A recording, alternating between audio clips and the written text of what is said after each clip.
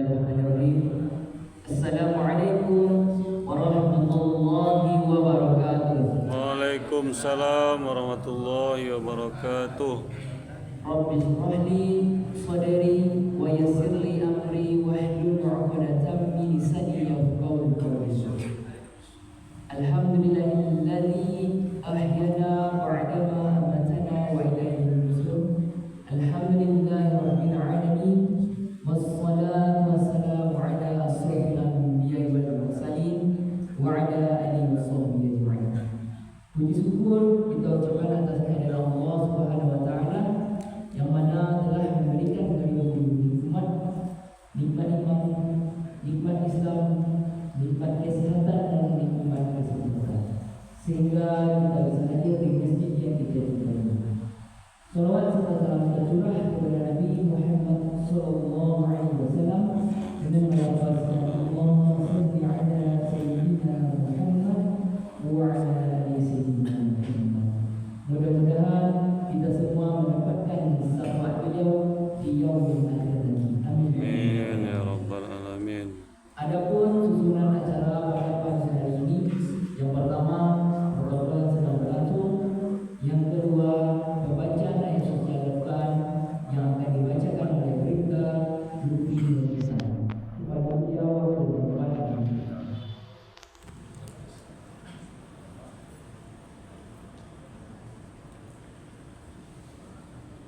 Assalamualaikum warahmatullahi wabarakatuh. Waalaikumsalam warahmatullahi wabarakatuh.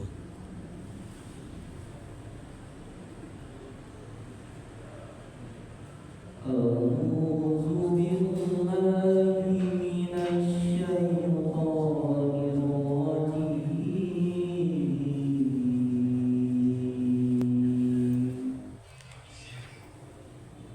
Bismillahirrahmanirrahim.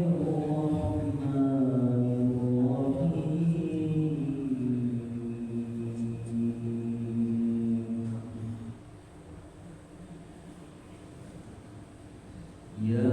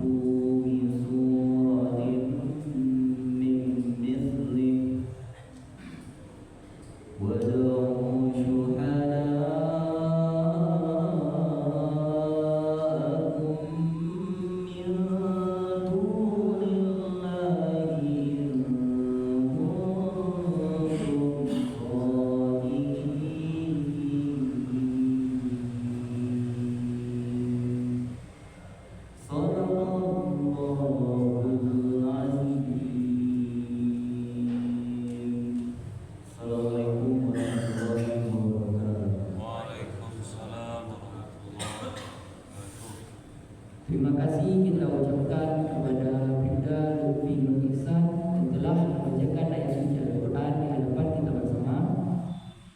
Acara selanjutnya tausiah agama yang akan disampaikan oleh Ustaz Muhammad Yunus sebagai kepada beliau waktu tempat kami beri.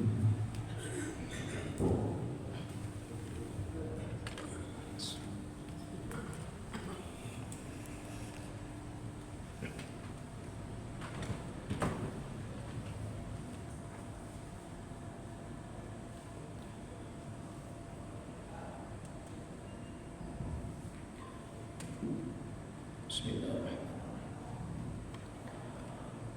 Assalamualaikum warahmatullahi wabarakatuh. Waalaikumsalam warahmatullahi wabarakatuh. Alhamdulillah alladzi an'amana bi ni'matil iman wal islam wa alhamana min at-tibyan wa hadana ila subulus salam. Asyhadu an la ilaha illallah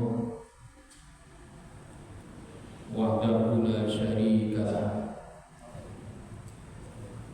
wa asyhadu anna Muhammadan abduhu wa rasuluh. Allahumma shalli ala Muhammad wa ala alihi wa sahbihi ajma'in. A'udzu billahi minasy syaithanir rajim. Bismillahirrahmanirrahim.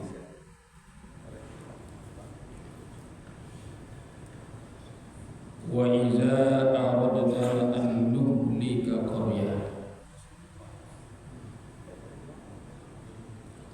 amarna mutrafiha fafasaqu fiha fahaqqa 'alaiha al-qawl fadammarnaha tadmira. Sallallahu alaihi. Dan apabila kami perintahkan kepada orang-orang yang bermewah-mewah hidupnya dalam suatu negeri agar mereka patuh dan taat, akan tetapi mereka berbuat fasik, maka berlakulah ketetapan dan hukuman kami. Kami hancurkan negeri itu sehancur-hancurnya. Maha benar Allah dengan segala firman-Nya. Surat Al-Isra, surat yang ke-17 ayat yang ke-18. Bapak Ibu, para ASN Mapolda Sumber yang dirahmati Allah Subhanahu wa taala.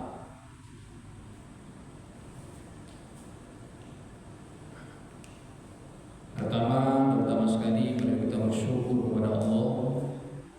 Alhamdulillah kita berada dalam keadaan sehat walafiat. Selawat dan salam kepada junjungan kita Nabi Muhammad sallallahu alaihi wasallam.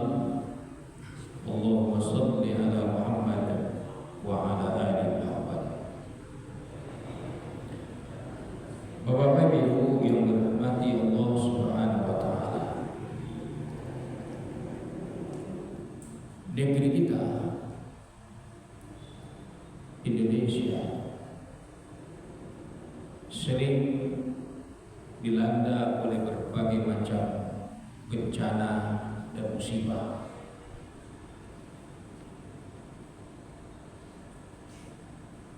Kenapa terjadi bencana? Kenapa datangnya bencana? Bapak Ibu yang berbahagia, kalau kita kaitkan di dalam Al-Quran, kita hubungkan dengan Al-Quran, setidak-tidaknya ada 3 penyebab terjadinya bencana itu. Pertama adalah dalam surat Ar-Rum ayat 21 yang berbunyi zaharal fasadu fil barri wal bahri bima kasabat aydin nas. Telah terjadi bencana atau kerusakan di darat dan di lautan adalah akibat ulah perbuatan manusia itu sendiri. Jadi yang pertama, penyebab datangnya bencana itu adalah akibat manusia itu sendiri yang tidak bisa menjaga kelestarian alam dengan baik. Kenapa terjadi bencana di darat? Misalnya kerusakan, ada polusi, tercemarnya udara akibat ulah manusia itu sendiri. Melakukan pembakaran di lautan, rusaknya ekosistem laut dan air akibat limbah pabrik, dan manusia membuang sampah sembarangan. Kenapa terjadinya banjir bandang? Akibat ulah manusia yang menebang hutan secara liar. Ketika hujan datang, maka tergeruslah, erosilah, terjadi banjir bandang. Jadi, kenapa terjadinya bencana dalam ayat ini adalah akibat ulah manusia itu sendiri dan tidak bisa merawat menjaga kelestarian alam. Karena itu Bapak Ibu, ada dalam sebuah untaian nada dari seorang seniman, seorang penyanyi yang bernama Ebit Giani. Apa katanya? Bumi itu bosan bersahabat dengan manusia karena manusia tidak mau merawat bumi. Kalau tidak percaya, tanyakan kepada rumput yang bergoyang. Begitu katanya. Jadi Bapak Ibu, ini yang pertama, ini murni andil manusia itu sendiri. Terjadinya bencana, kerusakan di darat, di laut dan di udara adalah akibat ulah manusia itu sendiri. Kemudian yang kedua, penyebab terjadinya bencana itu adalah dalam surat Yunus ayat 13, kemudian dihubungkan dengan surat Al-An'am ayat yang ke-6 yang berbunyi walaqad ahlaknal quruna min qablikum lamma zalamu. Kata Allah, sungguh kami hancurkan umat-umat terdahulu, kami binasakan umat-umat terdahulu min qablikum, sebelum kamu, maksudnya sebelum kita umat Nabi Muhammad. Kenapa dibinasakan oleh Allah? Lamma zalamu, karena kezaliman dan kemaksiatan yang mereka lakukan. Kemudian dalam surat Al-An'am ayat 6 Allah katakan wa ahlaknahum bizunubihim, kami hancurkan, kami binasakan mereka akibat dosa-dosa yang mereka lakukan. Jadi Bapak Ibu, memang ada eratannya dan sangat erat hubungannya antara bencana dengan dosa. Kenapa datangnya bencana? Karena ada yang mengundang. Siapa yang mengundang? Yang mengundang adalah manusia itu sendiri. Dengan apa undangannya? Dengan dosa. Jadi dosa penyebab datangnya bencana dan murka Allah Subhanahu wa taala. Nah, coba kita lihat dalam Al-Qur'an. Karena para mufassirin mengatakan 60% ayat-ayat Al-Qur'an itu berisi sejarah. kejadian-kejadian umat-umat terdahulu.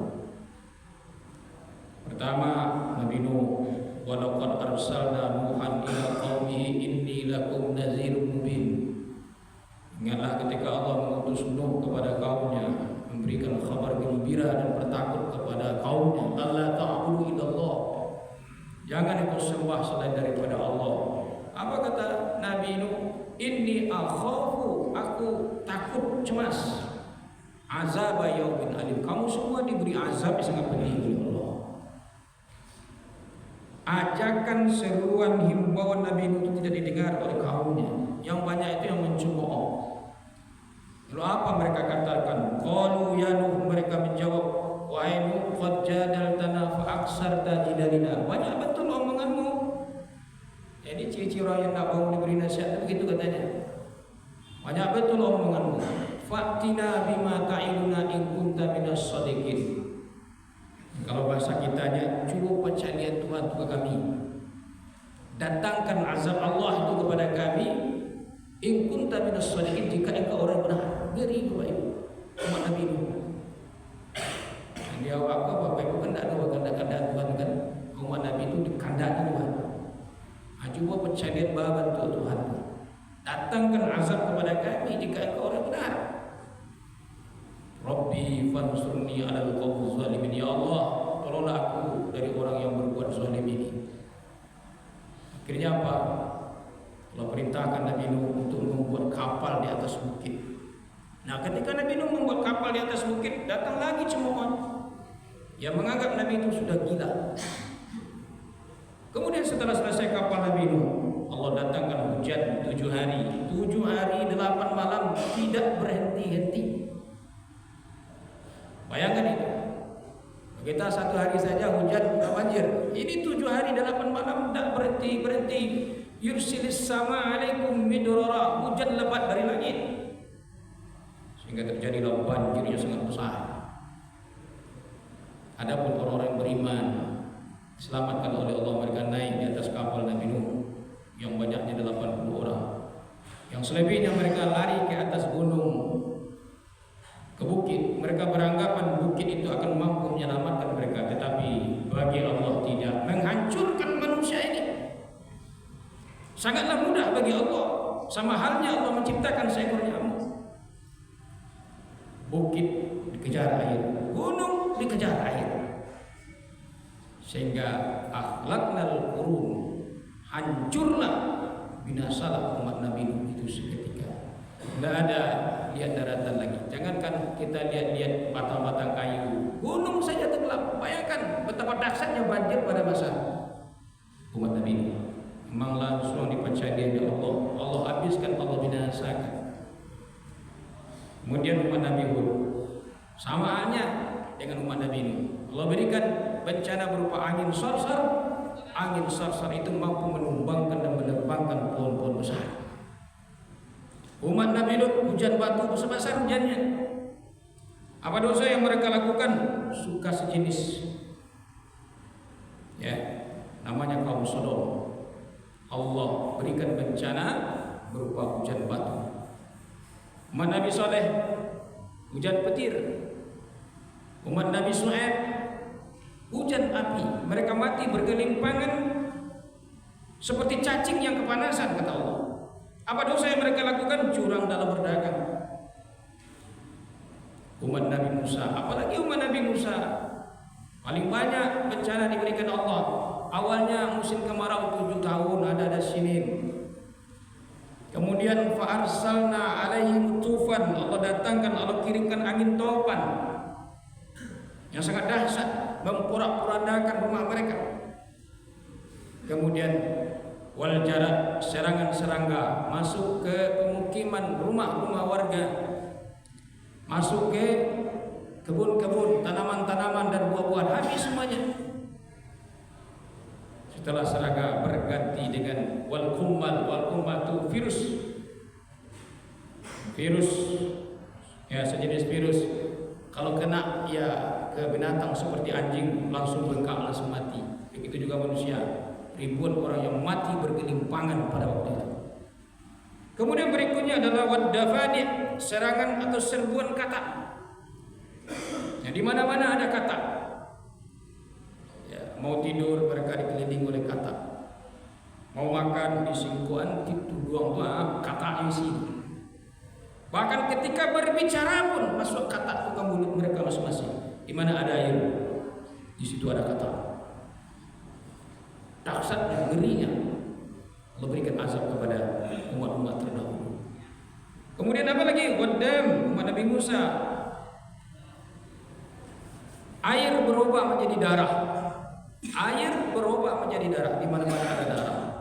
Sehingga tidak ada yang mereka bisa untuk minum lagi. Matilah mereka berkelimpahan. Yufassilul ayat, Allah menjelaskan kekuasaannya sebagai tanda-tanda kebesarannya. Tapi banyak juga yang tidak sadar ketika Allah berikan bencana. Oleh karena itu Bapak Ibu jamaah rahimakumullah, ketika kezaliman dan kemaksiatan itu merajalela, maka inilah awal datangnya bencana dan kebakaran. Oleh karena itu kita semua wajib saling memberikan nasihat kebaikan, ajak orang kepada kebaikan, cegah orang daripada keluar perbuatan kemungkaran. Supaya apa? Supaya Allah tidak murka kepada kita. Karena dalam surah Al-Imran Allah sendiri, apa kata Allah? Wattaqu fitnatan la tusibanna allazina zalamu minkum khassah. Takutlah engkau akan suatu bencana yang datang dari Allah, yang Allah berikan bukan hanya kepada orang yang zalim saja, tapi kita orang beriman. Karena itu orang yang rajin ibadah, orang yang taat itu ikut kena juga. Nah pertanyaannya, orang beriman yang bagaimana? Orang yang beriman yang membiarkan kezaliman itu merajalela. Bahkan kata Rasulullah, apabila suatu kezaliman ada pada tempat kita biarkan saja. Ketika Allah datangkan bencana, 40 rumah di sekeliling kita, ya di sebelah kanan kita, kiri kita, depan muka kita, di belakang rumah kita, ikut mendapatkan bencana. Akibat apa? Akibat kita membiarkan kezaliman itu. Nah, karena itu mari setiap kita mengajak kepada kebaikan, cegah daripada kemungkaran. Supaya apa? Supaya semua kita terhindar dari bencana dan murka Allah. Bapak Ibu berbagai, kemudian terakhir yang ketiga, penyebab datangnya bencana itu adalah dalam surat Al-Isra ayat 16 yang kita baca di awal. Apa kata Allah? Wa iza aradna an nuhlika qaryah, dan apabila kami perintahkan kepada orang yang bermewah-mewah hidup dalam sebuah negeri agar mereka taat kepada Allah, tapi fafasaku fiha, mereka berbuat fasik, mereka langgar ajaran agama, maka fahaqqa 'alaihal qaul, berlakulah ketetapan kami, berlakulah hukuman kami, fadammarnaha tadmira, maka kami hancurkan negeri itu sehancur-hancurnya. Jadi kenapa dihancurkan sebuah negeri oleh Allah? Karena perilaku manusia yang sudah bermewah-mewah di dunia. Para ulama tafsir mengatakan siapa yang bermewah-mewah itu? Pertama adalah para pemimpin yang tidak amanah. Ya, pemimpin yang berupaya-upaya mencari keuntungan pribadi sendiri. Kemudian yang kedua, siapakah orang yang bermewah-mewah itu? Adalah para aghnia, orang-orang kaya yang tidak peduli, yang tidak mau berbagi. Jadi apabila dalam sebuah negeri ada pemimpinnya sudah terlena dengan kemewahan, orang-orang kaya tidak mau berbagi, tunggulah kata Allah, kami akan hancurkan negeri itu dengan sehancur-hancurnya. Kalau kita lihat sejarah peradaban Islam, hancurnya daulah Bani Umayyah, hancurnya daulah Bani Abbasiyah, karena para pemimpin itu sudah bermewah-mewah, sudah banyak korupsi yang mereka lakukan, hidup berfoya-foya, akhirnya terjadi konflik internal, kemudian terjadi peperangan, hancurlah daulah Abbasiyah tahun 1258. Kenapa? Karena perilaku para pemimpin. Nah, oleh karena itu Bapak Ibu kaum muslimin yang berbahagia, jadi kesimpulan dari kajian kita ini, jadi tiga penyebab Allah datangkan bencana itu. Pertama memang adalah murni karena ulah manusia itu sendiri. Yang kedua karena dosa yang dilakukan oleh manusia. Yang ketiga orang-orang yang bermewah hidup dalam sebuah negeri. Orang yang bermewah itu pertama para pemimpin. Yang kedua orang-orang kaya yang tidak mau berbagi dan peduli. Oleh karena itu mari kita laksanakan tuntunan agama. Mari kita laksanakan perintah-perintah Allah. Kita hentikan larangan Allah. Kalau kita laksanakan perintah-perintah agama, kita kerjakan perintah Allah, kita hentikan yang dilarang oleh Allah, maka insya Allah negeri kita semua akan terhindar dari berbagai macam bencana-bencana dari Allah Subhanahu wa Ta'ala. Demikian saja. Terima kasih atas segala perhatian. Mohon maaf atas segala kekhilafan dan kekurangan. Billahi taufiq hidayah. Wassalamualaikum warahmatullahi wabarakatuh. Waalaikumsalam warahmatullahi wabarakatuh.